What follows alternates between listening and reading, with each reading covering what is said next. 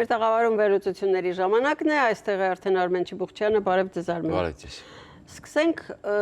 շատ անակնկալ ու բայց նաև հաճելի փաստից նախագահ Թրամփը այսօր նամակ էր ուղղել վարչապետ Փաշինյանին, երևի թե սա կապված էր նաև առաջին հանրապետության տոնի հետ, անկախության տոնի հետ, որովհետև երեկ էլ Ադրբեջանի նախագահին էր ինքը շնորհավորել, բայց այսպիսի խոսքեր հաստատ չկային, ասում էր, որ հաստատ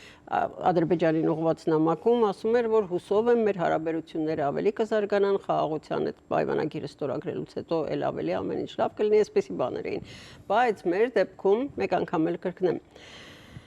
Ինչ է նա հրապարակել։ Հայաստանի վարչապետ Նիկոլ Փաշինյանը մեր մեծ բարեկամը եւ առաջնորդ իր երկիրը դարձնում է ուժեղ, հարուստ եւ շատ անվտանգ։ Նիկոլը լիովին կիսում է Հայաստանի եւ ամբողջ հարավային Կովկասի տարածաշրջանի համար խաղաղություն ու բարգավաճման իմ տեսլականը։ Նաեւ, որը որ շատ զարմանալի էր իբրև Միացյալ Նահանգների նախագահ, հայտարարել է, որ ինքը լիովին ամբողջությամբ աջակցում է վարչապետ Փաշինյանին առաջիկա ընտրություններում։ Այո, տեսեք, այնտեղ նաև եթե չեմ սխալվում, մի հատված կար, չգիտեմ այդ մասը տվել եք թե չէ, որտեղ խոսում է, որ ամերիկյան ընկերությունները էներգետիկ ընկերությունները փայրուն գեղեցիկ կգան եւ այսպես ասած կմտնեն տարածաշրջան եւ կվերցնեն այսպես էներգետիկ ռեսուրսները բնականաբար կենտրոնական Ասիայից մինչև Միացյալ Նահանգներ, հասանելիություն կունենան։ Այս շատ կարևոր է, այս ամբողջ ուղերձի մեջ այս հատվածը շատ հետաքրքրական է։ Ասեմ ձեզ, նախ ես որքան ես եմ հետևել գուցե ինչ-որ մի բան տարիների ընթացքում բաց եմ թողել, բայց իմ տպավորությամբ երբեք Միացյալ Նահանգները մայիսի 28-ը չեն շնորհավորել, այսինքն իրենք ինչու են շնորհավորում Ադրբեջանին միանշանակ, որովհետև Ադրբեջանը իր անկախության օրը նշում է մայիսի 28-ին Իսկ Հայաստանը սեպտեմբերի 21-ին։ Իդեպ այստեղ էլ շատ հետաքրքիր բան կա, հենց էսա խնդրեմը, որ ադրբեջանցիները հատուկ մայիսի 28-ին են նշում, ցույց տալով, որ իրենք իրենց առաջին հանրապետության հետնորդներն են, իրենց հանրապետությունը ոչ մեկ չի ճանաչել, ասենք, բացի երևի թուրքերից, Հայաստանի եւ Վրաստանի հանրապետությունները շատ ավելի միջազգայինորեն ճանաչված էին իրենց սահմաններով եւ այլն, քան Ադրբեջանը, բայց Ադրբեջանը այդ առաջի հանրապետության ժամանակ ինքն իրեն քարտեզահորին էլ գրել, նկարել, սենց ինչ ուզել է մտցրել այդ քարտեզի մեջ, հիմա այդ կեղծ ֆեյք քարտեզի հիման վրա էլ տարածքային պահանջ է մեզ ներկայացնում, իրեն համարելով առաջին հանրապետության իրավահաջորդ ոչ թե խորհրդային միության, այստեղ ավտանգա, որ իրենք իբր Ալմատի են ընդունում, բայց իրենց սահմանադրությունը ամբողջությամբ նրա մասին է, որ իրենք առաջին հանրապետության հետնորդներն են սահմաններով եւ այլն։ Հիմա Դոնալդ Թրամփը շնորհավորեց մի պարզ պատճառով, որովհետեւ Դոնալդ Թրամփը ընտրություն չունի մեծ հաշվով։ Այստեղ ես ասեմ, ես չգիտեմ, տեսեք Հունգարիայի պարագայում չաշխատեց, հուսով եմ Հայաստանի պարագայում ժողովուրդը Դոնալդ Թրամփին,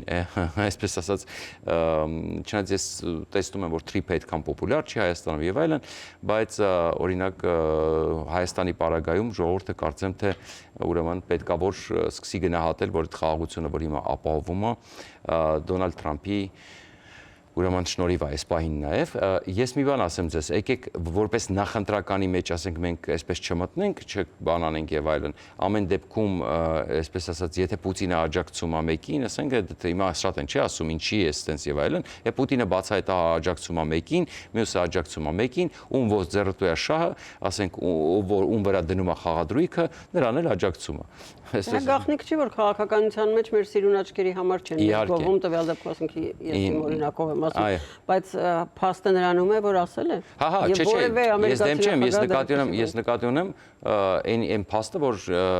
այսպես մեկը մեկից բողոքում է չէ որ ասենք ընդդիմությունը ասում է քեզ Թրամփը աջակցեց բայց չէ որ Պուտինն էլ աջակցեց իրանց ասինքն Փաշինյանի հետ հանդիպման ժամանակ չէ ակնհայտ ակնարկում էր ասում էր դե մի բռնեք թողեք ինչ ուզում են անեն եւ այլն այսպես շարունակ Բայց թույլ մի քիչ կասկածել դուք ասացիք որ Թրիփին Հայաստանում չեն աջակցում Ոչ թե չեն աջակցում այլ այդպիսի մեծ աջակցություն չկա հարցումների ըստ հարցումների կես-կես է այսպես բաժանված այսինքն վերջին հարցումները չեք նայել Թրիփի հետ կապված հատկապես հարցումներ կային, որը ինձ, այսպես ասում եմ, ոչ հաճելիորեն զարմացրեց, որովհետև ըստ էության թրիփը մեզ համար, այսինքն ես ուզում էի տեսնել թրիփի հետ կապված ավելի մեծ աջակցություն, շատ ավելի մեծ աջակցություն, քան այդ հարցումներում կար, որովհետև թրիփը այսօր մենք տեսնում ենք, որ նաև ուրեմն թրիփի շնորհիվ որ այսօր Փաշինյանը նաև շեշտեց, որ մենք երկաթգծի օրակարգից չենք հրաժարվել ռուսներից վերցնելու, որովհետև ռուսների օրոք դա մետաղի ջարդոն է։ Եվ բնականաբար թրիփի պարագայում մեզ համար շատ կարևոր է, ես ասեմ, թրիփը ավելի շատ է Հայաստանին Ռուսաստանից պոկում, իրականում, քան մնացած բոլոր այլ խոսակցություններն ու բաները, եւ թրիփը մի գործընթաց է, որը ընթացքում էլ ավելի շատ է Հայաստանին պոկելու Ռուսաստանից եւ ապահովելու Հայաստանի անկախությունը։ Այո, ես միշտ ասել եմ, բնականաբար ինչ որ մարդիկ բողոքում են, բայց մենք պետք է հաշվի առնենք ինչ պայմաններում է ստորագրել, ինչ վիճակում է դա եղել, եւ դա միակ տարբերակն է Հայաստանին այսօր իզոլյացիայից հանելու։ Դրա համար բնականաբար այդ թրիփը Փաշինյանն է ստորագրել ուրեմն Թրամփի հետ, եւ բնականաբար Թրամփը պետք է աջակցի Փաշինյանին։ Ասենք եւ հիմա մնացած բոլոր ուժերն էլ ինչ են անում, ասում են գալու ենք թրիփի մեջ էս խմբագրենք, այն խմբագրենք, էս փոխենք, այն փոխենք, դե բնականաբար Թրամփն է պետք է ասի ձեռեք առնում, ասենք ինչն եք ուզում խմբագրենք, փոխենք, բերենք միջնորդներ մտցնենք, ուրիշ երաշխավորներ մտցնենք եւ հասկանում եք, այսինքն թրիփի ճանապարհ ըստ էության այսօր Հայաստանում տանողը դա Փաշինյանը բնականաբար նորմալ է, որ Դոնալդ Թրամփն իր սովորության համաձայն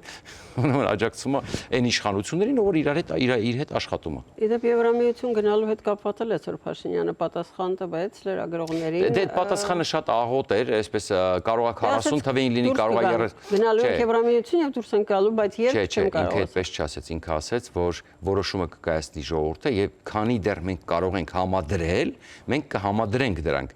Ասեց, այդ որոշումը պետք է կայացնի Հայաստանի ժողովուրդը։ Երբ կգա այդ նշեց։ Այո, ինքը ասեց, երբ կգա այդ պահը կարող է գալ 2040 թվականին, 2035 թվականին, հետո ասեց կարող է գալ 26 թվականին, չէ ինքը հետևից սկսեց։ Բարձրացավ, հետո իջավ 26 թվականին։ Ես լսել եմ դա, էլ ինձ հետաքրքիր բայր դա։ Ասեց կարող է գա 26 թվականին, կարող է 27 թվականի հունվարին, չգիտեմ եւ այլն, Դրա համար այստեղ եկեք զգուշ լինենք, հատկապես որ հիմա տեսանք, որ նոր պատժամիջոցներ են էլի Հայաստանի հետ կապված այսպես սահմանել եւ այդ process-ը էլի եմ ասում լինելու է բարդ, երկար եւ եկեք խոստովանենք, որ գլխավորապես կախված է լինելու ուկրաինական ռազմաճակատից։ Այս բոլոր փոփոխությունները, ինչ որ Հայաստանում հիմա կատարվում է, այս շանսը, որ Հայաստանը ստացել է Ռուսաստանից պոկվելու, անկախանալու եւ հզորանալու, դա միայն եւ միայն նրա շնորհիվ է, որ ուկրաինացիները Պուտինի դեմքը ցեխին քսելով ման են տալի այնտեղ։ Լավ, շարունակությունը հաջորդ բաժնում միայն ասեմ, որ Վրաստանի նախագահը նախկին նույնպես անդրադարձել է այս թեմային, ձեր թույլտվությամբ դրանից կսկսենք։ Գնում ենք գովազդի։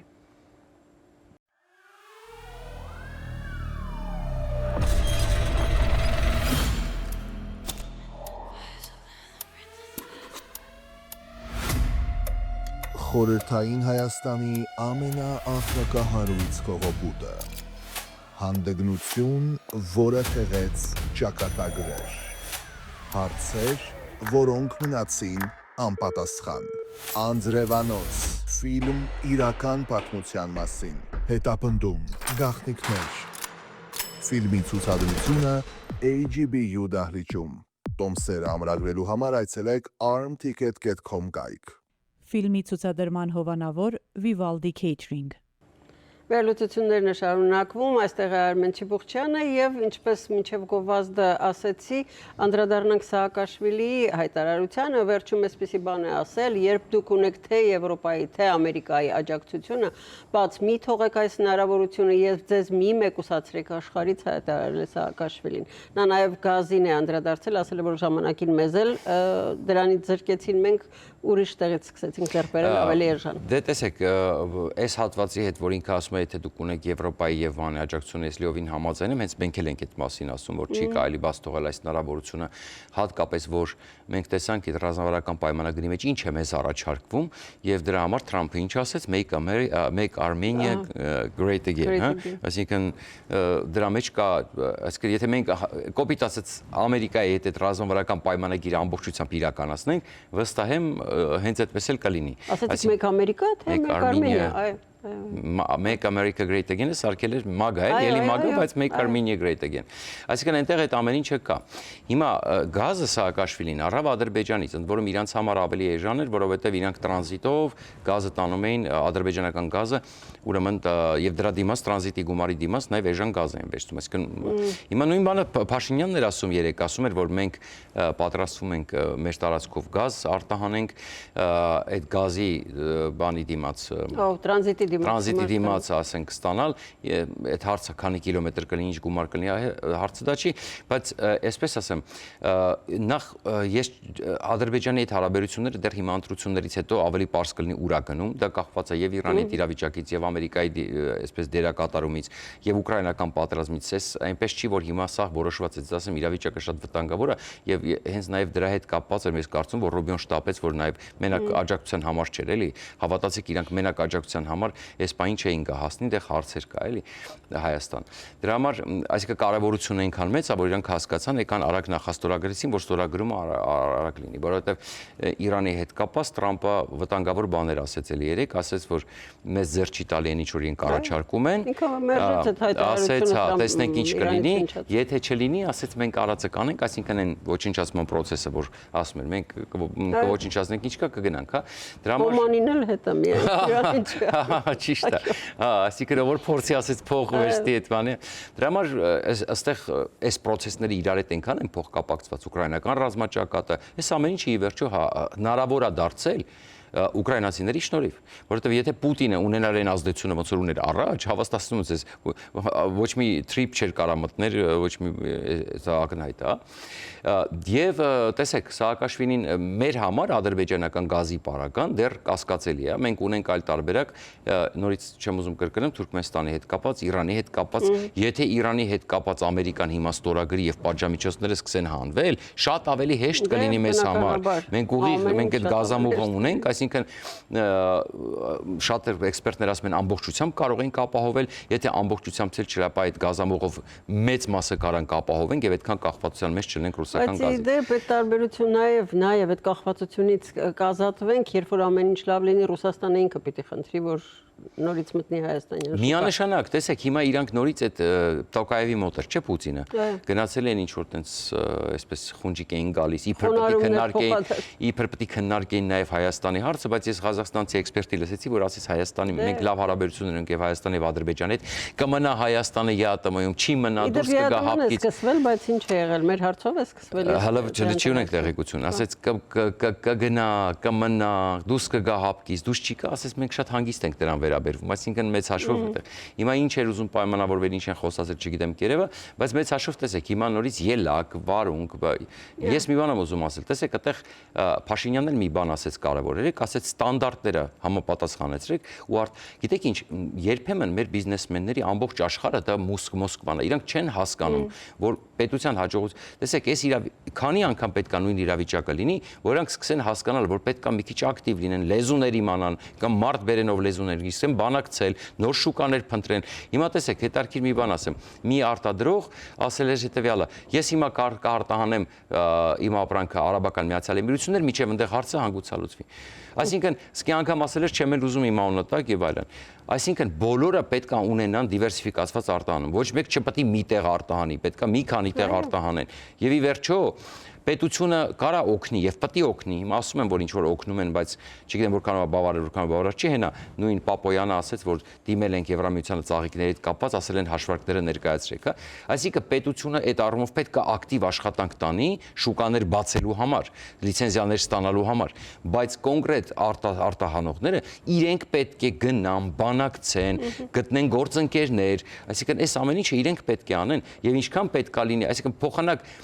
Ռուսաստանին չի անում, ասում սրանց վրա ճնշում գործադրեն, սրանք պետության վրա ճնշում գործադրեն, որ Հայաստանը պահենք ստրկության մեջ։ Իրանք պետք է հասկանան, որ իրանք չեն կարող հանուն իրանց ապրանքը վաճառելու համար պետությունը պահել ստրկության մեջ։ Իրանք կամ պետք է իրանց բիզնեսը փակեն, կամ պետք է ուրիշ շուկա գտնեն։ Սա կարևորագույն բան է։ Հիմա, քանի որ մեր ժամանակը սպառվեց, ես կփորձեմ վաղը եթեր տամ, որտեղ այսպես շքերթին կփորձեմ անդրադառնալ նաև, այո, զինատեսակներին եւ ընդհանուր ուրեմն այսպես մթնոլորտին։ Վաղը YouTube-յան լայվում։ Այո։ Իսկ այսօր ձեզ հրաժեշտ ենք տալիս ցտեսություն։ Հաջողություն։